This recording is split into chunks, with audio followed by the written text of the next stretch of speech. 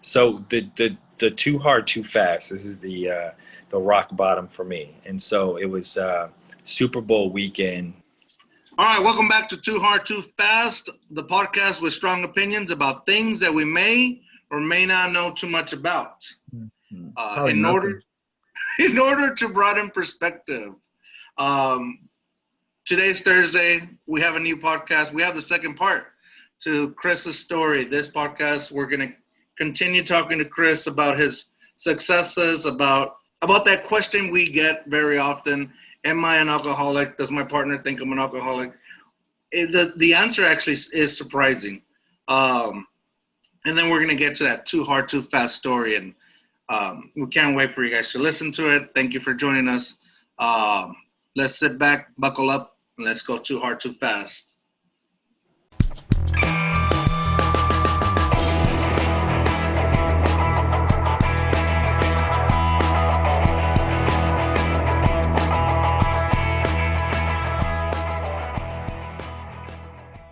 Unconsciously, if you do that.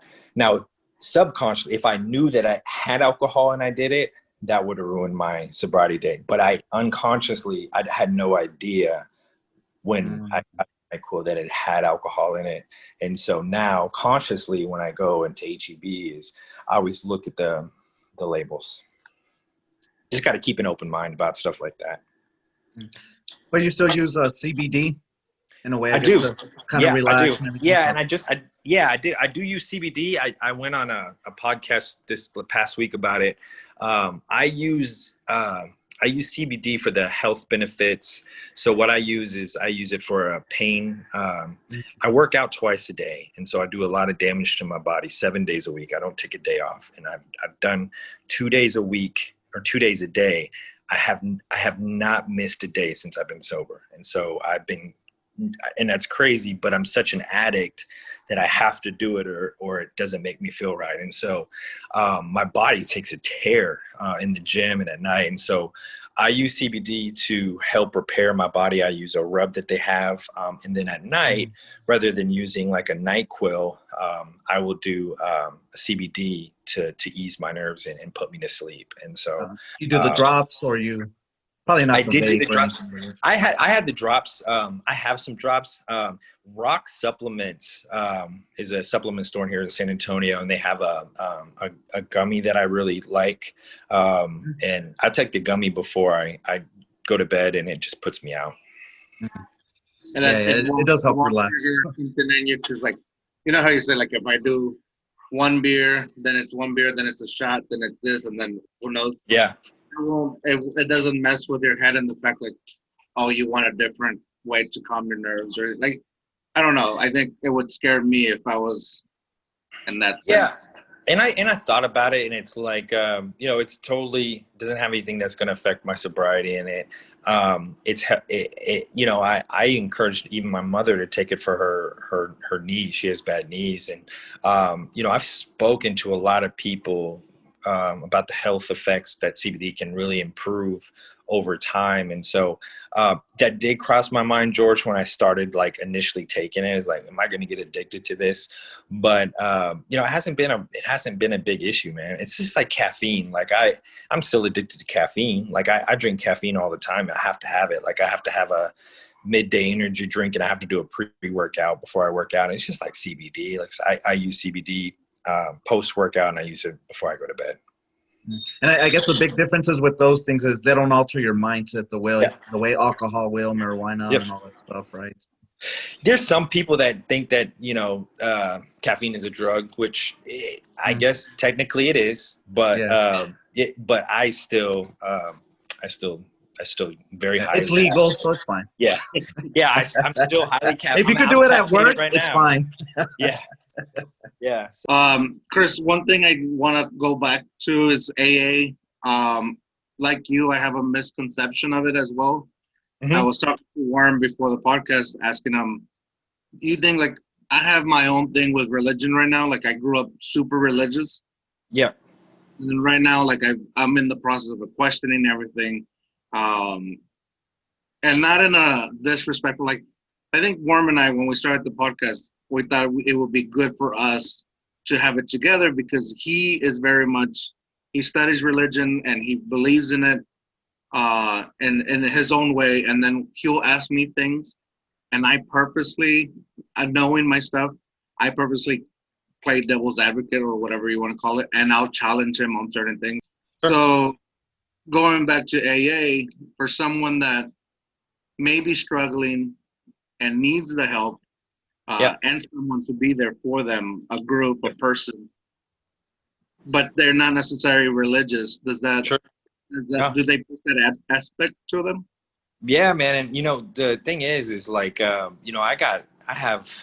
have probably 10, 15 friends that I met through AA that are still atheists, that don't believe in God, and they AA saved them. It comes down to this. AA teaches you that for me, now this is speaking for me, is I believe that there is a God, and I ask that God to relieve me of my addiction to alcohol and substances, and he did that for me. He took the obsession away from me. I don't know how to explain it, but I don't have the obsession now that I used to have. I don't have to think about drinking. It's gone, completely gone. And I asked for that, and he provided that to me, and I'm very grateful for that. However, it doesn't have to be a God, and that's where the misconception comes into. And so there are tons and tons of people that come into AA that don't believe in God. They don't. Under their circumstances, whatever they may be, as you were mentioning, George, you're questioning religion. A lot of people do. And so when they come in, AA teaches you that you just have to believe in something bigger than you. And that doesn't have to be a God. I've heard it described as many other things: the doorknob, a book, your mother, anything that you think is bigger than you that can help save you, that can be your higher power. Now, for me, that higher power is God.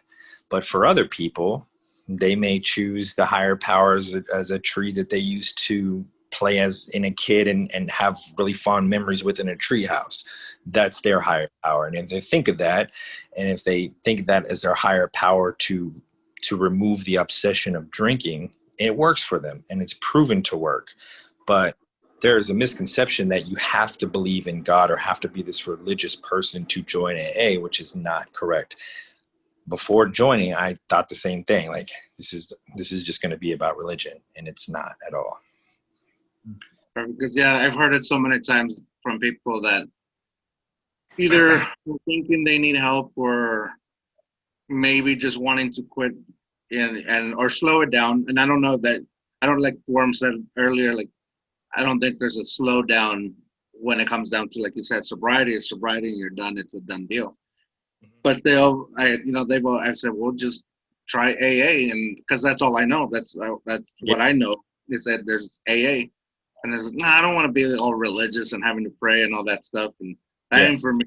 Like, well, I'm glad you're saying that, because that really shows a different perspective, and the fact that you don't have to be religious. You can just, I like the way you said it. And there's at least, at a meeting that I go to, and I go to a meeting every day, and I don't have to, I'm not required to, I don't have papers that I have to do. I just go because for an hour spiritually, and I don't say that religiously, I say that spiritually, it tunes me into becoming a better person and keeps me sober for the day. So if I can take an hour out of my day to tune into this meeting to help myself, I do it. And I'm not required to, but I still do it every single day. There's probably at least one person in each meeting that I go to that doesn't believe in God, that is sober today because AA saved them. And they still don't believe in God. They just believe in a higher power. And so you choose the higher power that's going to save you. And for the majority of people, I will say that they choose God. But for the others, it can be something else. And it just has to be something bigger than yourself. The other thing I wonder when we're talking about sobriety or drinking, in the sense, in parties, I think it comes up a lot. Or maybe not parties, but like gatherings, and more so now that most of my friend group is married, or have like girlfriends that are like what's the word? Serious girlfriends. So there's always that conversation like, oh, so and so, he needs to quit because he's an alcoholic, or oh my God, he's an alcoholic, he's gonna go crazy. And it's that I don't want to sound like it's that partner. Like regardless, it could be female, non or male, but they're talking about their partner in a way. It's like, oh, he's an alcoholic, just joking and kind of poking, and then Yeah. the conversation always comes up. It's like, I'm not an alcoholic. I go to work every day. I get up for work. Or the question is like, what makes me an alcoholic? Does it make me an alcoholic just because I like to drink every day, kind of like Worm said, or does that make it, or because I'd like to go hard on the weekends? Where was I going with this question? There was like, is there? I think I know where you're going. I think I know where you're going. So, I think what you're asking is like, what would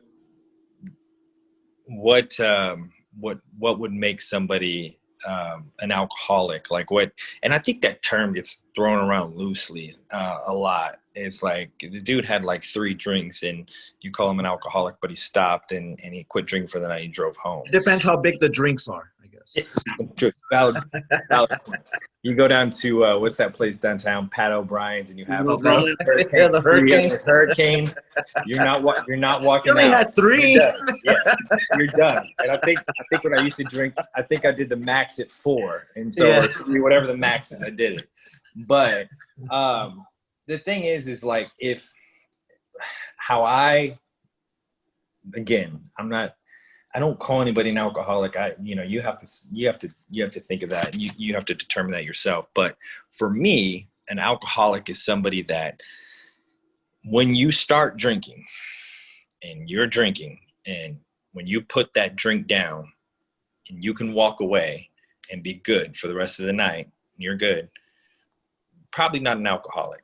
But if you put that drink down and you're already thinking, let me say this, while you're drinking that drink, before you put it down, you're already thinking about the next drink, you might have an issue. And so that is where, for me, like I was always thinking when they would give me a drink or a shot about the next drink before it was even poured. And so I was always wanting more and more and more, and there was never enough.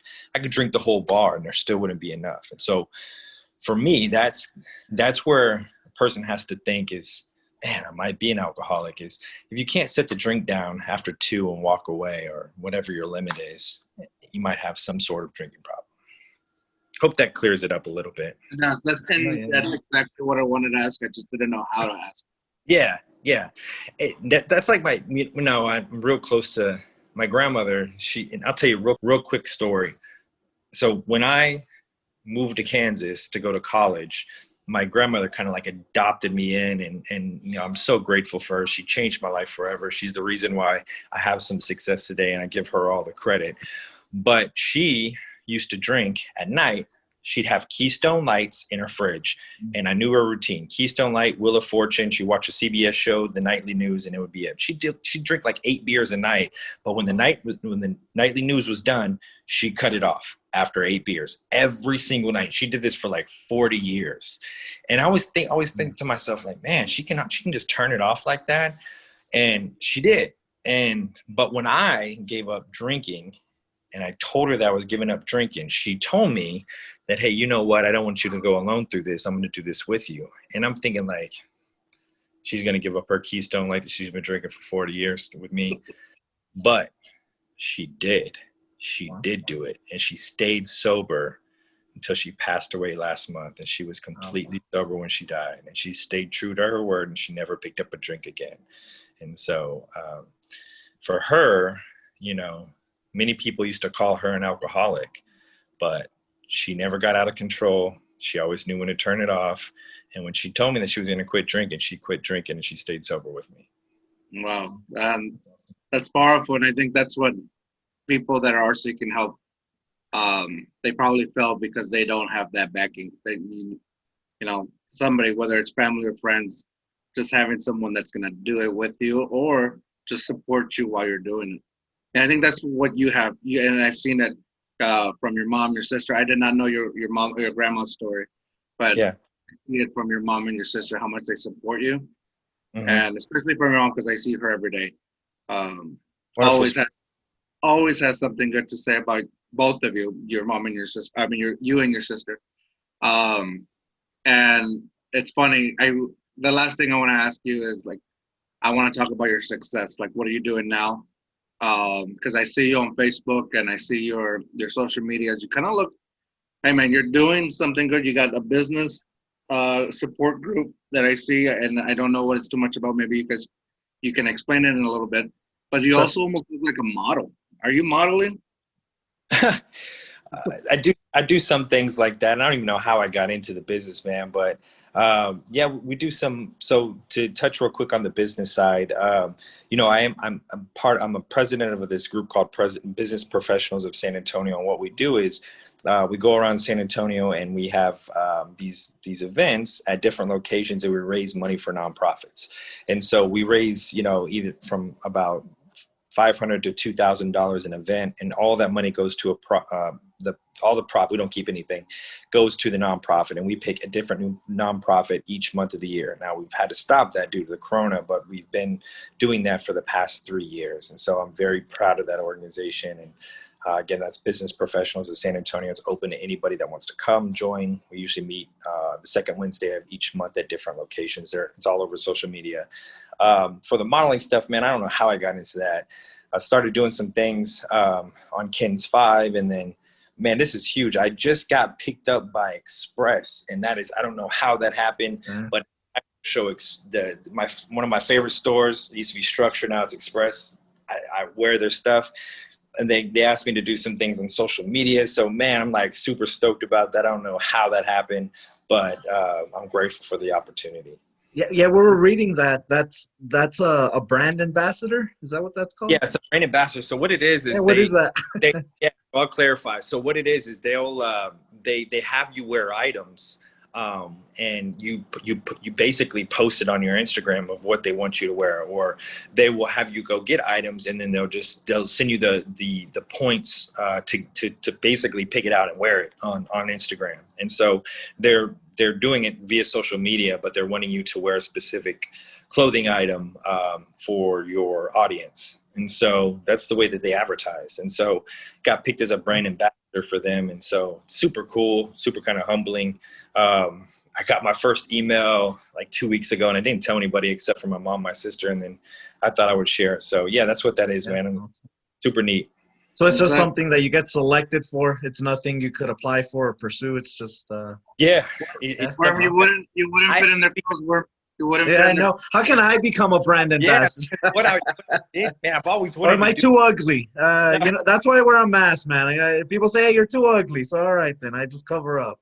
See, I would always tag their things, their clothing items, because that's my favorite store. And, I tell people all the time, like, I remember I couldn't even afford their stuff. I was broke. Like, I'd go to clearance and get their stuff, and I'd still rock it. And it didn't even match, but I'd still wear it because it was Express. And so I would just tag them in all their stuff. And, yeah, so it's super cool that I get to work with them now.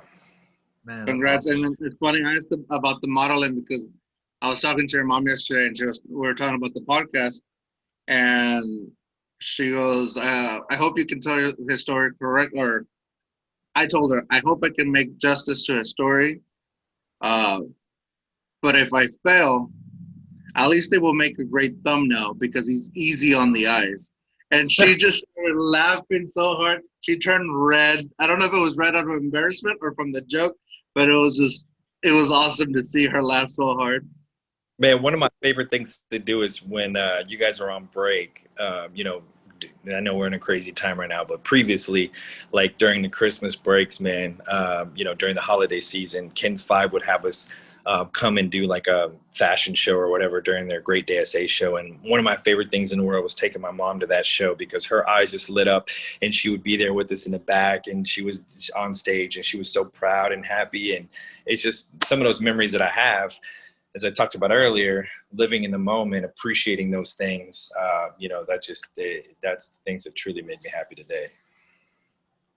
Okay, Chris, we won't take up too much more of your time, but we do have one more question that Worm loves to ask our guests, and we've gone through your whole story for the most part. We've purposely left one thing out, and I think it's that one thing that's going to that may hit a switch with everybody, make them start thinking once they learn your perspective. So Worm, do the honors and ask the question. Yeah. So whatever you feel comfortable sharing, though, just a moment or a memory or a story you have of going too hard, too fast. Yeah. So the too hard, too fast. This is the rock bottom for me. And so it was Super Bowl weekend 2017 in Houston, Texas. If you all remember that correctly, that's the biggest comeback ever in Super Bowl history. It was against the Patriots and Rams. My college buddy, is one of my best friends, works for the NFL Network. Invited me out to Houston for the weekend. Got me the ticket, hotel room, everything. It was a dream come true. Never been to a Super Bowl. Go out there with another buddy. We get out there, and man, I just start, from Friday night. We get to the hotel, and it just like goes back to college years, man. We are just pounding drinks at the hotel, going hard in the paint until like 6 a.m. Wake up on Saturday, just in Houston. We do all the Super Bowl festivities, and I hardly remember any of them, man. And we go do all these little. We have the pass to go through everything. It was like it's a dream come true. Bad thing is, I was so inebriated that I don't really remember any of it. So we go through that. I black out on Saturday. Wake up on Sunday morning hungover. Go down and do it all over again. Well, I was so drunk that going into the game, like I barely remember getting into the Super Bowl. We watched the game, and I remember, briefly being awake for the second half, and I remember the comeback. I remember being there, but I was always thinking when I was in that, it's crazy. Like you're in a freaking Super Bowl, and all you're thinking about is continue to drink and get messed up that you've been doing all weekend. But that's how mine was thinking, and so we did it. We got on the field. Like, it was awesome, man. It was like a dream come true. But then that night, we just go hard in the paint again. And then when I get back to San Antonio, I think it was that Monday, I called into work, and I decided to go. I met a girl at a Mexican restaurant here down the street at like 12 o'clock in the afternoon, when I had been drinking since Friday, and we just get blackout drunk. I was blackout drunk on that Monday after the Super Bowl until like 4 p.m. Took an Uber home, lost my wallet in the Uber, got dropped off at my place, woke up, didn't know where I was, in my room, completely black at like 2 a.m. in the morning, scared to death. All that partying, everything I did that entire 4 days had finally caught up to me, and I thought that I was going to die. And I remember laying in that bed, and I was like, oh, this is it. Like, I just had a crazy weekend. I did a whole bunch of things to my body. Like, my body's shutting down. I thought I was about to die. It's like 2 a.m. in the morning. I call my mom, which I was a grown man, 35 years old, and I told her that I thought I was going to die. And I could hear tears in her voice, and I could hear everything just a mother doesn't want to hear. And I remember laying there, like checking my pulse, having an anxiety attack, thinking I was going to die. And I get a text when I finally woke up. I don't know how I went to sleep, but it was like 6 o'clock that Tuesday morning. I got a text from my sister, which I still have on my phone today. And it said, hey, he's like, Mom, tell me what happened. You're going to lose me. You're going to lose Mom if you continue on this road. This is your final warning. And I sat there in that bed, and I thought about it, and I just put the phone down, and I looked up to God, and I said, look, man, I'm done with this. I need to stop drinking. I need to have this lifestyle over. Change me to become the man I've always wanted to become. Nothing happened. There wasn't some spectacular moon shooting across my sky, or the ceiling raising up, or some fire coming out, or anything like that. But that next day, I went to AA, and it changed my life forever. And that was my too hard, too fast moment. Wow. I think when you think of that rock bottom, it's different for everybody. Some people get arrested. Some people get close to that near-death experience, and I think you may have been feeling that as well. For some people, it probably happens very physical, where they actually get in a car crash and things like that. It's different for everybody, and like you said earlier, you have to decide when you're done. And I think that's the hardest thing for people to do. Absolutely. Yeah, man. It ultimately comes down to you. And I know I had to make that decision that day, or I was going to lose everything. Like I said, rock bottom is different for everyone. Like I didn't get arrested. Thank God I could have. I didn't go to, hospital. I could have. I should have probably. I wasn't too healthy at that moment when I called my mom. But, for me, laying in that bed, getting that text, looking up in my current situation where I was that morning, I needed to make that ultimate decision to quit it all. And so I did. I think the story, it almost sounds negative, but I think it's one of the most positive things you could say, because from there you've made the change. You made a positive change. And, you've been able to experience a new life, like you said. You're living a new life, and I'm grateful for that. I'm grateful that you came on this podcast to tell the story. I think whoever's listening, I hope it helps someone, and we won't know, but I hope it does. I want to end with, if someone is looking for help, whether it's in San Antonio or outside of San Antonio, right now with the whole Rona situation, where do we just Google an AA meeting or? Yeah, all you have to do, and the technology makes it so easy today, is just you can put it in your phone. You just put AA, or you can put help with alcohol in San Antonio. Places will come up. But yeah, you can just you can put the AA in your phone, and you can call, and they'll direct you to the Zoom.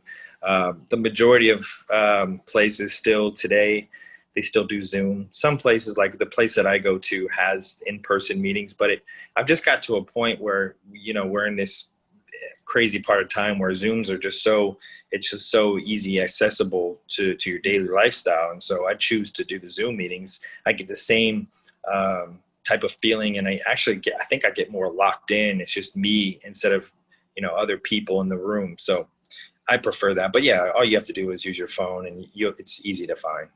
That's awesome. Perfect. Chris, if somebody wants to get in touch with you, or somebody wants to follow your story, I know I follow you. I respect what you guys have, what you have going on. So I think somebody else might benefit from it as well.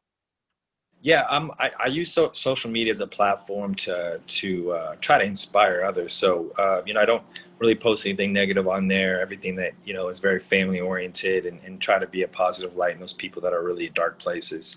I know that sounds cliche, but it's the truth.